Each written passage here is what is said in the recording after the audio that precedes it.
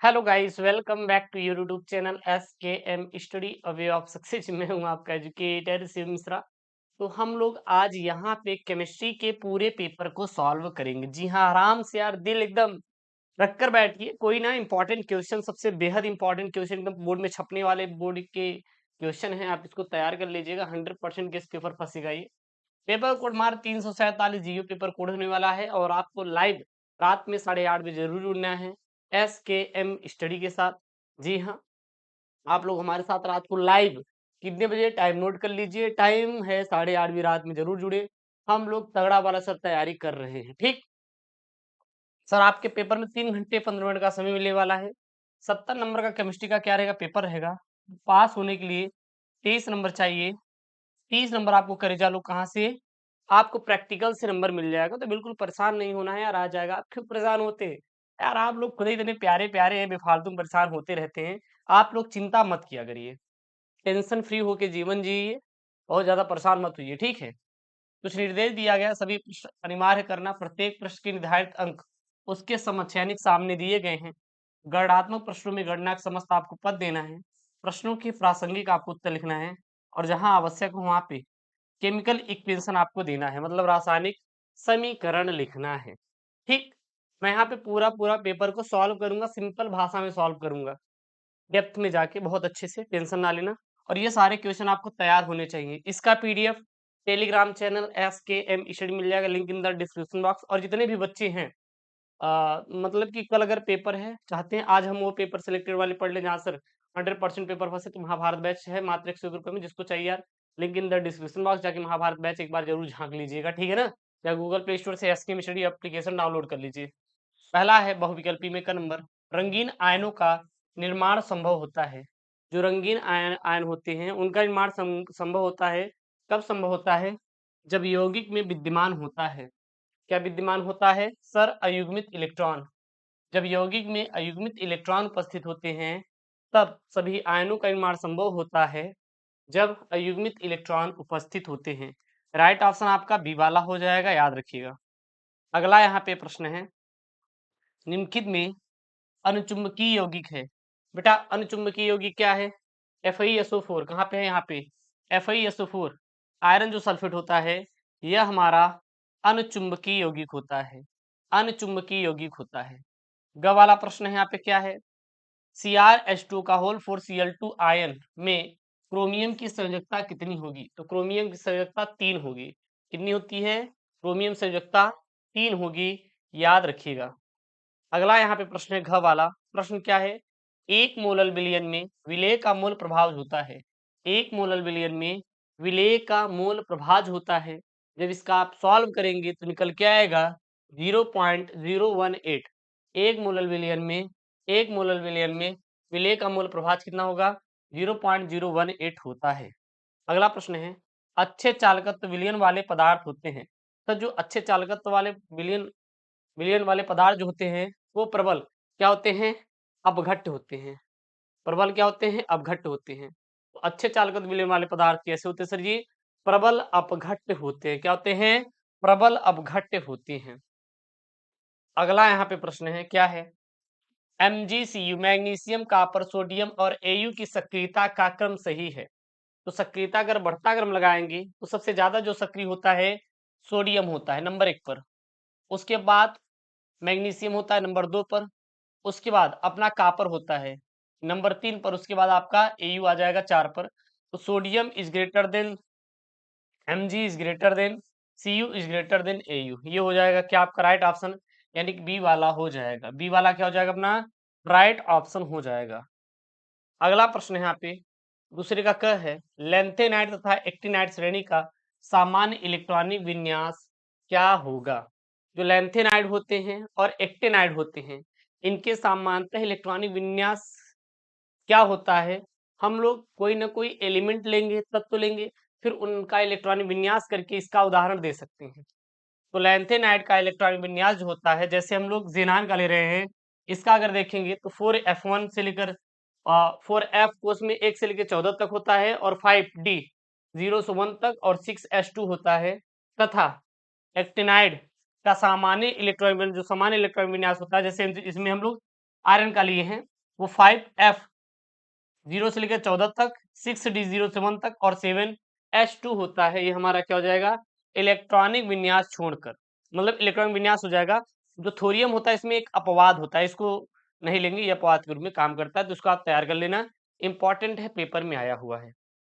अगला प्रश्न है, सभी संक्रमण तत्व धातु होते हैं, ऐसा क्यों?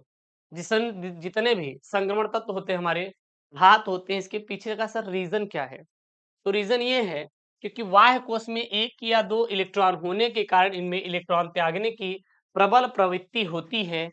इसीलिए सभी संक्रमण तत्वें क्या होती हैं, धातुएं होती है। धातुएं होती है जो इलेक्ट्रॉन त्यागने की प्रवृत्ति रखती है, धातु कहलाती हैं। और धातुएं होती हैं जो इलेक्ट्रॉन को ग्रहण करने की क्षमता रखती हैं। ठीक, अगला क्या वाला है, द्वितंतु लिगेंड क्या है, उदाहरण सही समझाइए। द्वितंतु लिगेंड क्या है, आपको उदाहरण से समझाना है। इन लिगेंड में दो दाता परमाणु होते हैं तथा केंद्रीय परमाणु या आयन से दो स्थानों पर जुड़ सकते हैं, उन्हें द्वितंतु लिगेंड कहते हैं। जैसे यहाँ पे मैंने दो उदाहरण लिया है, आप इसको लिख सकते हैं, ऑक्जेलेटो और एथिलीन डाइएमीन। ये दो हमारे हैं, ये द्वितंतु लिगेंड के क्या है, उदाहरण है। अगला प्रश्न है यहाँ पे, निम्नलिखित यौगिकों के सूत्र लिखिए। Tris tris tris tris ethylene diamine cobalt second nitrate और dichlorotetra aqua chromium second nitrate, इन दोनों के हमें क्या लिखना है, यौगिकों के सूत्र लिखना है। तो इसका जो सूत्र हो जाएगा CuEn का होल थ्राइस NO3, और इसका जो आपका रासायनिक सूत्र हो जाएगा वो हो जाएगा CrH2 का होल 4Cl2 NO3। ठीक, अगला यहाँ पे तीसरे का क प्रश्न है, क्या बोल रहा है तीसरे का क, विद्युत अपघटनी विलयन की मोलर चालकता को परिभाषित कीजिए।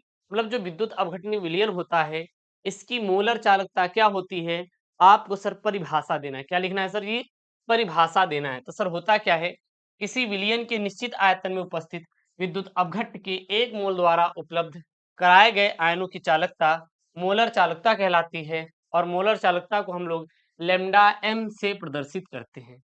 किसे दिखाते हैं, लेमडा एम से प्रदर्शित किया जाता है। ध्यान दीजिएगा, विद्युत अपघटनी की मोलर चालकता क्या होता है, किसी विलयन के निश्चित आयतन में उपस्थित विद्युत अपघट्ट के एक मोल द्वारा उपलब्ध कराए गए आयनों की चालकता जो होती है करेजवा, मोलर चालकता कहलाता है। ठीक ना भैया, अब उनको छोड़ दीजिए, आप लोग उनके चक्कर में मत पड़िए, क्योंकि अब भैया टाइम आ गया है और तगड़ा मेहनत करो एकदम जहरीले। जब भी पेपर में बैठे ना बोली सर आग लगा देंगे, एकदम चपुआ वाले, है कि नहीं। खा वाला प्रश्न है, परासरण से आप क्या समझते हैं, परासरण दाब का व्यंजक लिखिए। परासरण दाब क्या होता है सर जी, और इसका आपको लिखना भी है।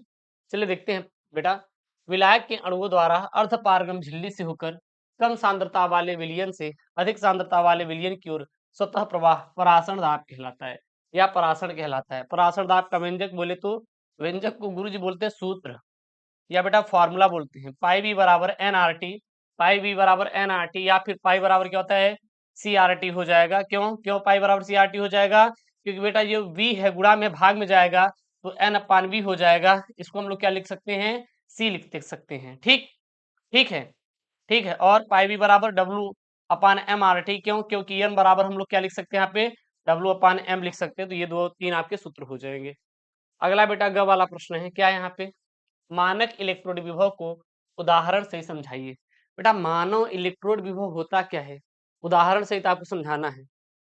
चलिए, जब किसी धातु की क्षण को 25 डिग्री सेल्सियस पर एक मोलर धातु आयन सांद्रता वाले विलयन में डुबोते हैं, तब धातु और विलयन के बीच जो विभवांतर उत्पन्न होता है उस धातु का मानक इलेक्ट्रोड विभव कहते हैं। इसे हम लोग ई नॉट से प्रदर्शित करते हैं। किसे दिखाते हैं, ई नॉट से प्रदर्शित करते हैं। ओके, चलिए अगला यहाँ पे चौथा का प्रश्न है, क्या है यहाँ पे, बोल रहा है परिवर्तित ऑक्सीकरण अवस्थाओं से क्या तात्पर्य है और इसे संक्रमण तत्वों के संदर्भ में समझाइए। अथवा में पेपर में बन सकता है सर, क्या बन सकता है, संक्रमण तत्व परिवर्तनशील ऑक्सीकरण अवस्था दर्शाते हैं। ऐसा क्यों, आपको रीजन लिखना है बेटा, रीजन लिखना है। तो उत्तर में लिखेंगे, परिवर्तित ऑक्सीकरण अवस्थाओं का अर्थ है कि तत्व द्वारा यौगिकों में अलग अलग ऑक्सीकरण अवस्था प्रदर्शित करना। ध्यान देना, परिवर्तित ऑक्सीकरण अवस्थाओं का अर्थ है कि जो तत्व होते हैं इनके द्वारा यौगिकों में अलग अलग ऑक्सीकरण अवस्था को प्रदर्शित करना। संक्रमण तत्वों में n-1 इंटू डी ऑर्बिटल में उपस्थित इलेक्ट्रॉन भी रासायनिक बंध बनाने में भाग लेते हैं, क्योंकि n-1 इंटू डी तथा ns ऑर्बिटलों के बीच ऊर्जा में बहुत कम अंतर होता है। निम्न ऑक्सीकरण अवस्था में केवल ns इलेक्ट्रॉन भाग लेते हैं, जबकि उच्च ऑक्सीकरण अवस्था में n-1 इंटू डी तथा ns ऑर्बिटलों में इलेक्ट्रॉन बंध बनाते हैं। ठीक, अगला यहाँ पे प्रश्न है, क्या ध्यान दीजिएगा करेजा लोग। प्रश्न है, संक्रमण तत्वों के निम्नलिखित गुणों की व्याख्या कीजिए। जो संक्रमण तत्व होते हैं इनके क्या क्या गुण होते हैं आपको व्याख्या करना है। 3 नंबर का ये क्या है सवाल है सर। पहला धात्विक प्रकृति, दूसरा है अनुचुंबकीय लक्षण। अथवा में पेपर में आएगा संक्रमण तत्व में अनुचुंबकीय तथा प्रतिचुंबकीय लक्षण की एक उदाहरण द्वारा क्या करिए व्याख्या कीजिए। अथवा में कर सकते हैं संक्रमण तत्वों के चुंबकीय और उत्प्रेरकीय गुण को आपको समझाना है। ठीक, ये बहुत ही इंपॉर्टेंट वाला क्वेश्चन है, अथवा में करके दिया है, आप इसे क्या करेंगे बेटा तैयार करेंगे। ठीक, सबसे पहले हम लोग संक्रमण तत्व की धात्विक प्रकृति देखेंगे, फिर अनुचुंबकीय प्रकृति को देखेंगे, कोई दिक्कत नहीं होना चाहिए। चलिए, सबसे पहला धात्विक प्रकृति क्या होती है। अधिकांश संक्रमण तत्वों में तन्यता, आघात वर्धनीयता और विद्युत चालकता और धात्विक चमक इत्यादि गुण पाए जाते हैं। देखिएगा, अधिकांश संक्रमण तत्वों में क्या यहाँ पे तन्यता तन्यने की प्रकृति होती है। जैसे अज्यूम करिए आपने कोई सा प्लास्टिक लिया, क्या लिया प्लास्टिक लिया, ठीक है ना, या जो लड़कियां बाल में लगाई नहीं रहती जूरे टाइप का कुछ होता है, आप उसको ले लीजिए पकड़ के तान दीजिए, तो ये बवाल वही कॉलेज में आपके, ठीक है ना। उनसे मांगिएगा, जाके निकाल मत लीजिएगा, ठीक है ना। गुरुजी बोले थे तो निकाल के प्रैक्टिकल करना शुरू कर, नहीं बेटा मांग लीजिएगा, दीदी दीदी जी दे दीजिए, ऐसे बोलेंगे तो आपको मिल जाएगा, ठीक है ना। तो है क्या कि वो जब उसको तानेंगे तो तन्यता का गुण रखता है, तो ऐसा नहीं तो वो धातु है, यानी कि सभी तनने वाली चीजें तो धातु हो नहीं सकती कि बोलते गुरुजी वो तन रहा है तो धातु लग पहनी है, मतलब कि क्या पहनी है बेटा तार पहनी है, ऐसा तो है नहीं कि वो हर चीज तनने वाली क्या होती है धातु होती है, उसमें और सारा गुण होता है। और क्या आघात वर्धनीयता, आघात वर्धनीयता का मतलब है कि जिस पर हम चोट मारे वो फैल जाए। अब चोट मारे फैल जाए गुरुदेव, हमारे पास मिट्टी होती है, मिट्टी जब से गीली होती है चोट मारते फैल जाता है, उसके बाद मतलब इसका तो वो तो सर जी हमारा संक्रमण तत्व तो है नहीं। अच्छा, और क्या गुण होना चाहिए। विद्युत चालकता, क्या मिट्टी में आप विद्युत धारा का प्रवाह कर सकते हैं, बिल्कुल भी नहीं कर सकते, तो ये सब गुण पाया जाता है, अब समझे ना। और चमक पाई जाती है, धात्विक चमक पाई जाती है, आदि धात्विक गुण पाए जाते हैं। इनके कथनांक तथा गलनांक उच्च होते हैं और इन तत्वों में ns इलेक्ट्रॉन तथा n-1 इंटू डी इलेक्ट्रॉन भी बंध बनाने में भाग लेते हैं। इस कारण संक्रमण तत्व धात्विक गुण प्रदर्शित करते हैं। याद रखिएगा, बहुत चपुआ वाला पेपर है सर, आपके पेपर में फंसने वाला सर। 8 मार्च के दिन जब पेपर में जाएंगे ना तो कसम से ही याद करेंगे, सीएम जो पढ़ाया था वही पेपर में आया हुआ है।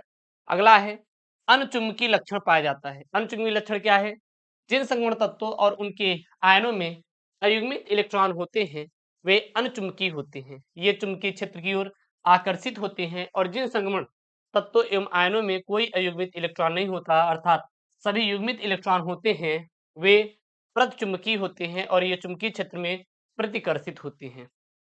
तीसरा है उत्प्रेरकीय गुण, अपने छोटे छोटे आकार और प्रभावी नाभिकीय आवेश के कारण संक्रमण धातु में अस्थायी मध्यवर्ती जटिल यौगिक बनाने की प्रवृत्ति होती है, जिनके कारण अभिक्रिया सुगमता से हो जाती है। और इसी गुण के कारण धातुएं उत्प्रेरकीय गुण को क्या करती है सर जी प्रदर्शित करती हैं। जैसे SO2 और SO3 में परिवर्तित करने के लिए, देखिए SO2 को अगर हम लोग SO3 में क्या करते हैं परिवर्तित करते हैं, तो वहां पे V2O5 उत्प्रेरक के रूप में प्रयोग किया जाता है। और इस अभिक्रिया में वैनेडियम V2O5 क्या है वैनेडियम की ऑक्सीकरण संख्या +4 से +5 से +4 हो जाती है, परंतु पुनः +5 हो जाती है। पहले मतलब जो वैनेडियम है पहले ये +5 होती है, उसके बाद +4 हो जाती है, फिर पुनः +5 हो जाती है। क्लियर है। अगला यहाँ पे ग वाला प्रश्न है, क्या प्रश्न है, सिडिविक के प्रभावी परमाणु क्रमांक EAN नियम को उदाहरण से समझाइए। बेटा सिडिविक का जो प्रभावी परमाणु क्रमांक है EAN होता क्या है नियम, इसको हम लोग देखते हैं। तो सिडिविक का प्रभावी परमाणु क्रमांक नियम कहता है कि धातु के एक जटिल यौगिक में केंद्रीय धातु आयन का कुल प्रभावी परमाणु क्रमांक EAN नोबल गैस के समकक्ष होता है। यह नियम जटिल यौगिकों की स्थिरता को समझाने के लिए उपयोग किया जाता है। ठीक है। EAN की गणना में केंद्रीय धातु को निम्नलिखित इलेक्ट्रॉनों के साथ जोड़ा जाता है। पहला, केंद्रीय धातु आयन के इलेक्ट्रॉनों की संख्या। दूसरा, गतार्थी समूहों यानी लिगेंड द्वारा प्रदान किए गए इलेक्ट्रॉनों की संख्या। EAN को निम्नलिखित सूत्र से व्यक्त किया जाता है। EAN का सूत्र क्या होता है? EAN बराबर धातु आयन के कुल इलेक्ट्रॉन प्लस लिगेंड द्वारा दान किए गए इलेक्ट्रॉनों की संख्या। समझ में आ रहा है ना? समझ में आ रहा है कि नहीं? इतना ही हमें लिखना था, इतना हमें लिखना है। तो ये हमारा EAN का नियम हो गया। कहां से कहां तक? सिडविक का EAN का नियम, यहां से लेके यहां तक सिडविक का EAN का नियम हो गया। अब उदाहरण आपको देना है तो यहाँ पे उदाहरण दे सकते हैं। ये बेटा उदाहरण रहा। उदाहरण के लिए हम ले रहे हैं यहाँ पे हेक्सासाइनोफर्रेट सेकेंड को मैंने लिया। इसमें जो सबसे पहले केंद्रीय धातु का चयन करेंगे तो सर केंद्रीय धातु क्या है? यहाँ पे Fe है, Fe आयन है, लोहा, और इसका परमाणु क्रमांक कितना होता है? 26 होता है। अब Fe में कितने इलेक्ट्रॉन निकल रहे भैया? 2 इलेक्ट्रॉन त्याग दे रहा है। 2 इलेक्ट्रॉन क्या कर रहा है? त्याग दे रहा है। तो 26 में से 2 माइनस हो गए, कितना बचा? 24 बचा।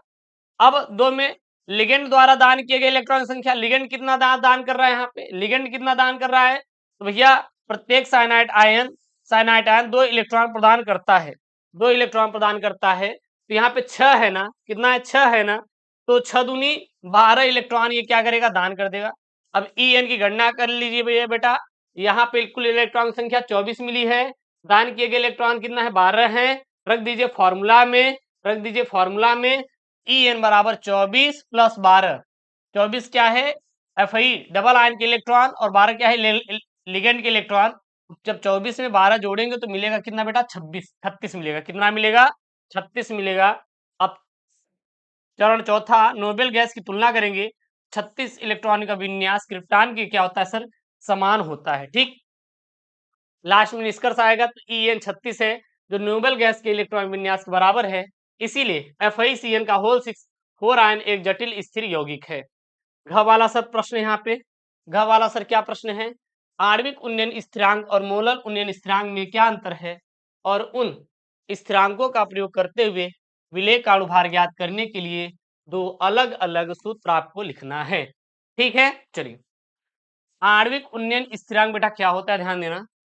100 ग्राम विलायक में किसी विलेय पदार्थ का 1 मोल घुलने पर उसके क्वथनांक में होने वाली वृद्धि मोलल उन्नयन स्थिरांक कहलाती है। सर मोलल उन्नयन स्थिरांक क्या होता है? मोलल उन्नयन स्थिरांक क्या होता है? 100 ग्राम विलायक में किसी विलेय पदार्थ का 1 घोलने पर उसके क्वथनांक में होने वाली वृद्धि को मोलर उन्नयन स्थिरांक कहते हैं या आणविक उन्नयन स्थिरांक कहा जाता है। इसे केबी से प्रदर्शित करते हैं, और यहाँ पे विलेय का अणुभार m बराबर क्या हो जाएगा? KB upon W into small w into 100 upon delta TB into capital W। और वहीं मोलल उन्नयन स्थिरांक क्या होता है? वहां पे 100 था, यहाँ पे 1000 लगा दो। 1000 ग्राम विलायक में किसी विलेय पदार्थ का 1 मोल घुलने पर उसके क्वथनांकों में होने वाली वृद्धि मोलल उन्नयन स्थिरांक कहलाती है। ओके, इसे हम लोग केवी डैश से दिखाएंगे। विलेय का अणुभार क्या हो जाएगा? m बराबर KV dash into small w into 1000 बटे delta TB into capital W। 5वां का प्रश्न है, क्या यहाँ पे है? निम्नलिखित उपसंयोजकों का सूत्र आपको लिखना है। उपसंयोजक यौगिक यहाँ पे लिखेंगे यौगिक का सूत्र लिखिए। चलिए, सबसे पहला यहाँ पे है टेट्रा कार्बोनिल निकेल O।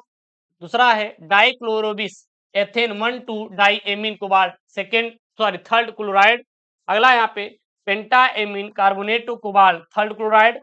और चौथा यहाँ पे tetra amine aqua chlorido cobalt third chloride. तो ये 4 हैं। चारों का हमें क्या लिखना है? सूत्र लिखना है। यहाँ पे बेटा मैंने लिखा है। सबसे पहला क्या हो जाएगा? NiCu का होल 4, COCl2 En का होल ट्वाइस Cl, CONH3 का whole 5 CO3 dot Cl, CONH3 का होल 4 H2Cl Cl2। अगला ख वाला प्रश्न है यहाँ पे। ख वाला सर प्रश्न क्या है? यहाँ पे ध्यान देना। प्रश्न है निम्नलिखित उपसंयोजक यौगिकों के आईयूपीएसी आपको नाम लिखना है। जितने भी उपसंयोजक यौगिक हैं उनके आईयूपीएसी नाम आपको लिखना है क्या यहाँ पे? CrCl2 En का whole twice Cl, CsFeCl4, K3CO, C2O4 का होल थ्राइस, COCl2 NH3 का होल थ्राइस। तो सबसे पहला का लिखेंगे हम लोग dichlorido 20 ethane 1,2 diamine ethylene diamine chromium third chloride. दूसरा यहाँ पे इसका क्या हो जाएगा? Caesium tetrachlorido ferrate third. और यहाँ पे तीसरे वाले का क्या हो जाएगा आईपीएसी नाम? ये हो जाएगा potassium try oxalate cobalt third. और चौथे वाले का आईपीएसी नाम हो जाएगा ट्राई एमीन ट्राइक्लोरिडो कोबाल्ट हो जाएगा। ठीक, फिर ग वाला यहाँ पे प्रश्न है। ग वाला देखिएगा प्रश्न क्या बोल रहा है, ये थोड़ा सा बड़ा है, हम लोग इसको बहुत छोटे में करेंगे। एक एक स्टेप में ध्यान दीजिएगा। क्या यहाँ पे? एक एरोमेटिक कार्बनिक यौगिक जली अमोनिया के साथ उपचारित करने पर गर्म करने पर बी यौगिक बनाता है, जो Br2 एवं KOH के साथ क्रिया करके के साथ गर्म करने पर अणुसूत्र C6H7N वाला यौगिक C बनाता है। और ABC यौगिकों की संरचनाएं एवं इनके नाम आपको लिखना है। ये पूरा दिया हुआ है, आपको इसको एक्सप्लेन करके पूरा पूरा हमें क्या करना है? आंसर लिखना है। तो चलिए हम लोग क्या करते हैं यहाँ पे उत्तर करते हैं। क्या है? सबसे पहले एरोमेटिक कार्बनिक यौगिक होना यौगिक ए में बेंजीन वलय की उपस्थिति को दर्शाता है। सबसे पहले चरण ए, यौगिक ए की हम लोग क्या करेंगे? पहचान करेंगे। जो यहाँ पे यौगिक ए है उसकी हम लोग क्या करेंगे? पहचान करेंगे। चलिए करते हैं यहाँ पे।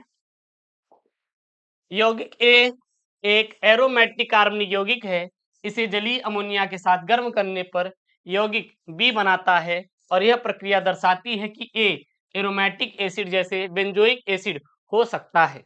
इस प्रकार हम लोग बेंजोइक एसिड अगर मान रहे हैं तो ए के स्थान पर रखेंगे C6H5COOH, जो कि क्या है? बेंजोइक एसिड है। उसके बाद हम लोग चरण 2 में यौगिक बी की पहचान करेंगे। जब बेंजोइक एसिड C6H5COOH को जलीय अमोनिया के साथ गर्म किया जाता है तो यह अमाइड बनाता है। क्या बनाता है? अमाइड बनाता है। और इस प्रक्रिया में बेंजोइक एसिड अमोनिया के साथ प्रक्रिया करके बेंजोमाइड बनाता है। अब बेंजोमाइड का सूत्र क्या है? C6H5CONH2। C6H5CONH2 ये क्या है? बेंजोमाइड। इसीलिए जो हमारा बी है वो क्या हो जाएगा? बेंजोमाइड हो जाएगा, यानी C6H5CONH2 हो जाएगा। ये हमारा बी की वे यौगिक की क्या कर लिए? पहचान कर लिए। अब ए भी आ गया, ए भी आ गया, अज्यूम किए है, माने हैं बेंजोइक एसिड। और अब हमारा क्या आ गया? बी भी आ गया। अब बी आ गया, अब हमारा सी पहचान करेंगे। क्या करेंगे? सी की पहचान करेंगे। अब यौगिक सी की पहचान करेंगे। जब बेंजोमाइड C6H5CONH2 को ब्रोमीन Br2 और पोटेशियम हाइड्रोक्साइड KOH के साथ गर्म किया जाता है तो यह हाफमैन ब्रोमाइड प्रतिक्रिया यानी कि या फिर रिएक्शन प्रक्रिया या प्रतिक्रिया के माध्यम से एनिलीन C6H5NH2 में परिवर्तित हो जाता है। तो हमारा सी क्या है? वो है बेटा एनिलीन। एनिलीन का सूत्र क्या होता है? C6H5NH2। That's the answer. तो मैंने यहाँ पे 3 चरण में इसको सॉल्व किया। पहला चरण ए की पहचान, फिर बी की पहचान, फिर सी की पहचान, और ये हमारा क्या हो जाएगा? उत्तर हो जाएगा। फिर घ वाला यहाँ पे प्रश्न है। घ वाला क्या प्रश्न है? एसिटल्डिहाइड बनाने की ऑक्सीकरण और उत्प्रेरकी विहाइड्रोजनीकरण विधियों के रासायनिक समीकरण लिखना है। और एसीटोन की संघनन अभिक्रिया का समीकरण भी आपको लिखना है। एसिटल्डिहाइड बनाने की ऑक्सीकरण और उत्प्रेरकी विहाइड्रोजनीकरण विधियों का रासायनिक समीकरण लिखना है और एसीटोन की संघनन अभिक्रिया का आपको रासायनिक समीकरण देना है। तो सबसे पहला यहाँ पे एसिटल्डिहाइड बनाने की ऑक्सीकरण विधि। एसिटल्डिहाइड बनाने की ऑक्सीकरण विधि, तो एथेनॉल C6H5OH का ऑक्सीकरण करके एसिटल्डिहाइड बोले तो CH3CHO प्राप्त किया जा सकता है। यह प्रक्रिया क्रोमियम ऑक्साइड CrO3 जैसे ऑक्सीडाइजिंग एजेंट का उपयोग करके किया जाता है, जिसका रासायनिक समीकरण यहाँ पे है C6H5OH प्लस O किसकी उपस्थिति में? CrO3 की उपस्थिति में CH3CHO प्लस H2 हमारा बन रहा है। दूसरा यहाँ पे लेंगे एसिटल्डिहाइड बनाने की उत्प्रेरकी विहाइड्रोजनीकरण विधि। इसमें क्या करते हैं? एथेनॉल C2H5OH का उत्प्रेरक की उपस्थिति में विहाइड्रोजनीकरण करने पर एसिटल्डिहाइड प्राप्त होता है और यह प्रक्रिया सामान्यतः तांबे या सिल्वर के उत्प्रेरक के साथ गर्म करने पर होती है, जिसका रासायनिक समीकरण क्या होता है यहाँ पे दिया है C2H5OH। Cu की उपस्थिति में 300 डिग्री सेल्सियस ताप पर गर्म करेंगे तो CH3CH2 प्लस H2 यहाँ पे प्राप्त होगा। और तीसरा जो यहाँ पे है वो है अपना एसीटोन का संघनन अभिक्रिया। अब जो हमारा एसीटोन है उसका संघनन अभिक्रिया करेंगे, अर्थात एसीटोन CH3CO CH3 का संघनन एल्डोल संघनन प्रक्रिया के माध्यम से होता है। और एल्डोल संघनन में दो एसीटोन अणु प्रतिक्रिया करते हैं और beta hydroxy ketone 4 hydroxy 4 methyl pentane 2,1 बनाता है। यदि इसे गर्म किया जाए तो यह जल का उन्मूलन करके अल्फा बीटा असंतृप्त कीटोन बनाता है, जिसका यहाँ पर रासायनिक समीकरण हमें दिया गया है 2CH3 CH2CH3। जब यहाँ पे OH आयन की उपस्थिति में क्रिया करता है तो ये बनाता है, फिर इसका हम लोग गर्म करेंगे इसको तो हमारा यहाँ पे बनेगा, साथ ही साथ जल हमारा बनता है। अब जो जो उत्पाद बना है यहाँ पे लिखा गया है क्या क्या उत्पाद बना है, क्योंकि ये जो लास्ट वाला है ना CH3 CH double bond CH COCH3, ये हमारा क्या है, ये हमारा है मेसिटाइल ऑक्साइड है। ओके, चलिए छठा का प्रश्न यहाँ पे क्या है, यहाँ पे छठा का प्रश्न मोनोहाइड्रिक अल्कोहल बनाने की दो सामान्य विधियों का वर्णन कीजिए तथा एथिल अल्कोहल पर विरंजक चूर्ण की अभिक्रिया का रासायनिक समीकरण भी हमें देना है। तो बेटा मोनोहाइड्रिक अल्कोहल बनाने की दो सामान्य विधियां कौन कौन सी हैं, ये हमें यहाँ पे देने की जरूरत है और बहुत ही इंपॉर्टेंट क्वेश्चन है। चलिए, तो मोनोहाइड्रिक अल्कोहल बनाने की दो सामान्य विधियां, सबसे पहला है एल्किल का जलायोजन कराएंगे। सबसे पहले एल्किल का जलायोजन कराएंगे, यानी alkyl C double bond C के साथ जब जल H2O की अभिक्रिया प्रायः सल्फ्यूरिक अम्ल H2SO4 के उपयोग से मोनोहाइड्रिक अल्कोहल प्राप्त करने का सामान्य तरीका है। ओके, उदाहरण के लिए एथिलीन C2H4 का जलायोजन एथिल अल्कोहल C2H5OH बनाता है, यहाँ पे रिएक्शन यहाँ पे दिया गया है। दूसरा है एल्डिहाइड का हाइड्रोजनीकरण, अर्थात जब एल्डिहाइड का हाइड्रोजनीकरण H2 गैस की उपस्थिति में या रासायनिक रिडक्शन प्राथमिक अल्कोहल बनाने का एक प्रमुख तरीका है। प्लेटिनियम Pt, पैलेडियम Pd और या निकेल Ni उत्प्रेरक के रूप में हम लोग प्रयोग करते हैं। उदाहरण के लिए एसिटल्डिहाइड CH3CH2 को हाइड्रोजनीकरण करने पर एथिल अल्कोहल बनता है। क्या बनता है? एथिल अल्कोहल बनता है। उसके बाद यहाँ पे दिया गया है केमिकल इक्वेशन लिख सकते हैं CH3CH2 प्लस H2 निकिल और क्या प्राप्त हो रहा है C2H5OH प्राप्त हो रहा है। फिर एथिल अल्कोहल पर विरंजक चूर्ण की अभिक्रिया, बोला था ना कि एथिल अल्कोहल पर विरंजक चूर्ण की अभिक्रिया भी आपको देना है। तो आप लिखेंगे विरंजक चूर्ण CaOHCl2 के साथ एथिल अल्कोहल C2H5OH की अभिक्रिया से क्लोरोफॉर्म CaCl3 तथा कैल्शियम फॉर्मेट HCOOCa बनते हैं। रासायनिक समीकरण यहाँ पे दिया गया, ये आप याद कर सकते हैं। और जिसमें उत्पाद जो बनता है लास्ट में यहाँ पे हमारा ये क्या है CHCl3, ये हमारा क्लोरोफॉर्म है और ये हमारा क्या है कैल्शियम फॉर्मेट है। ओके, चलिए अगला यहाँ पे ख वाला प्रश्न है, बहुत ही इंपॉर्टेंट है, बहुत ही इंपॉर्टेंट है। और देखिए कितना बार पेपर में ये पूछा गया है, कितनी बार ये पेपर में पूछा गया है। ये हमारा बहुत इंपॉर्टेंट क्वेश्चन है। जितने भी स्टूडेंट हैं एक बार वीडियो को लाइक सब्सक्राइब और शेयर जरूर से जरूर कर दें। करेंगे ना गुरुदेव? कर दे भाई यार, कोनो दिक्कत नहीं बा। एक बार जितने भी स्टूडेंट है यार प्लीज मैं रिक्वेस्ट कर रहा हूँ शेयर कर दीजिए। मैं भी शेयर कर दे रहा हूँ, आप लोग भी शेयर कर दीजिए और वीडियो को क्या कर देंगे आप लोग लाइक जरूर से जरूर कर देंगे। I humble request you, I humble request you, जितने भी स्टूडेंट है एक बार शेयर कर देंगे, ठीक है ना? कर देंगे गुरुदेव, कर देंगे, कोनो दिक्कत नहीं बा। चले सर, तो यहाँ पे है प्रयोगशाला में डाई एथिल ईथर बनाने की विधि का सचित्र वर्णन कीजिए और संबंधित रासायनिक अभिक्रिया लिखिए और इस विधि को अविरत इथरीकरण विधि क्यों कहते हैं और दो महत्वपूर्ण उपयोग भी आपको देना है।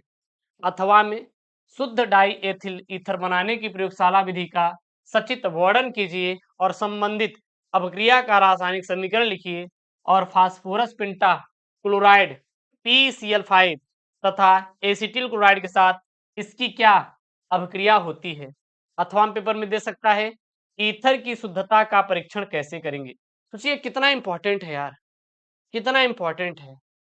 आप इसको बेटा तैयार कर लो, जितने भी स्टूडेंट है इसको क्या कर लेंगे, तैयार कर लेंगे। ठीक, चलिए। अथवा में पेपर में दे सकता है, क्या दे सकता है, देखिएगा, अथवा में पेपर में दे सकता है, क्या दे सकता है, डाई एथिल ईथर बनाने की प्रयोगशाला विधि का सचित्र वर्णन कीजिए और संबंधित अभिक्रियाओं के रासायनिक समीकरण भी दीजिए और इसकी अंधेरे में क्लोरीन के साथ अभिक्रिया का रासायनिक समीकरण दीजिए। अथवा पेपर दे सकता है डाई एथिल ईथर बनाने की प्रयोगशाला विधि का वर्णन कीजिए तथा इसके साथ H2 और ठंडे हाइड्रोजन आयोडाइड के साथ अभिक्रिया का समीकरण दीजिए। अथवा पेपर दे सकता है डाई एथिल ईथर बनाने की किसी एक विधि का रासायनिक समीकरण दीजिए।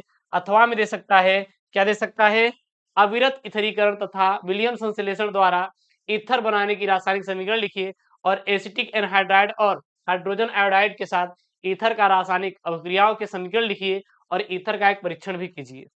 चलिए बेटा हम लोग करते हैं। यहाँ पे सबसे पहले हिंट डालेंगे, प्रयोगशाला में डाई इथल ईथर बनाने की विधि। प्रयोगशाला में डाई एथिल ईथर बनाने की विधि, कुछ भी देगा हमें गुरुदेव यही आंसर छापना है।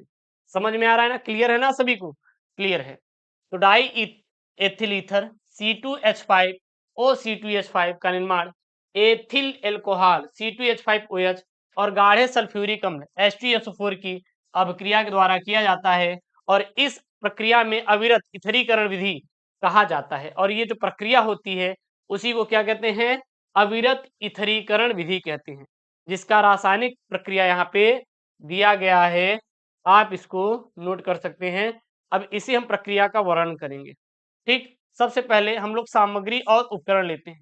इसमें कौन कौन सी सामग्री और उपकरण लिया जाता है, तो एक एथिल एल्कोहल लेते हैं, एथिल एल्कोहल लेते हैं और गाढ़ा सल्फ्यूरिक अम्ल लेते हैं और जल वाष्प नियंत्रक और ताप स्रोत लेते हैं, जो कि ये फिगर में आप देख सकते हैं। ये फिगर भी आपको चित्र बना देना है बोर्ड पेपर में, चित्र आपको जरूर से जरूर बनाना है, यहाँ पे पूरा पूरा लिया गया है, ठीक है ना।